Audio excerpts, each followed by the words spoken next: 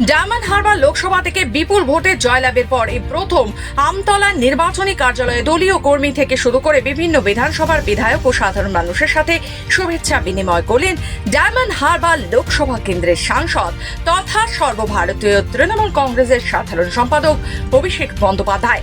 এদিনের এই শুভেচ্ছা বিনিময় অনুষ্ঠানে ডায়মন্ড হারবার লোকসভার 7টি বিধানসভার প্রত্যেকটি বিধায়ক থেকে শুরু করে ক্যানিং পূর্বের বিধায়ক তথা সাতগাছিয়া বিধানসভার অবজারভার শওকত মোল্লা সহ একাধিক জনপ্রতিনিধি ও হাজারে হাজারে মানুষ উপস্থিত হয়েছিলেন অভিষেক বন্দ্যোপাধ্যায়কে শুভেচ্ছা জানাবেন বলে।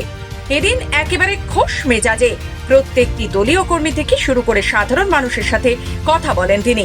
এদিন অভিষেক দলীয় কর্মীদের উদ্দেশ্যে জানান আগামী দিনে আরো নম্র ভদ্রভাবে মানুষের পাশে থেকে কাজ করার বার্তা দেন তিনি।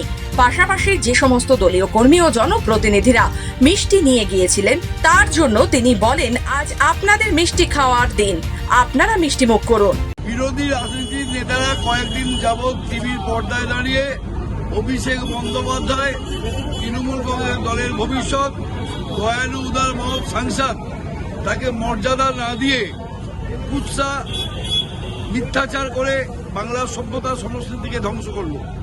আজকের অভিষেক বন্দ্যোপাধ্যায় কতখানি উদার, ডায়মন্ড হারবার লোকসভা কেন্দ্রের প্রতিটি নেতৃত্ব কর্মীদের সাথে তিনি ডেকে আপ্যায়ন করে প্রত্যেকটি নেতৃত্ব কর্মীদেরকে যে মর্যাদা দিলেন, পাশাপাশি তিনি নির্দেশ করলেন দয়ালু হতে হবে, সহিষ্ণুতা রাখতে হবে, গণদেবতার সেবা করতে হবে এবং আপন হবে গণদেবতা। এই জবাব নির্বাচনের মাধ্যমে, ফলাফলের মাধ্যমে আমরা অন্তত দিতে পেরেছি। তাই আজকে তিনি এসেছিলেন শুভেচ্ছা বিনিময় কর্মীদের সঙ্গে। কর্মীরা যে লড়াই করেছে প্রত্যেককে কর্মী জানিয়েছেন তিনি, এবং আগামী দিনে আরও ভালো করে কাজ করা এবং আরও বেশি নম্র ভদ্র, আরও বেশি মানুষের সঙ্গে ভালো ব্যবহার করার কথা তিনি আজকে এই কথাই বললেন আমাদের।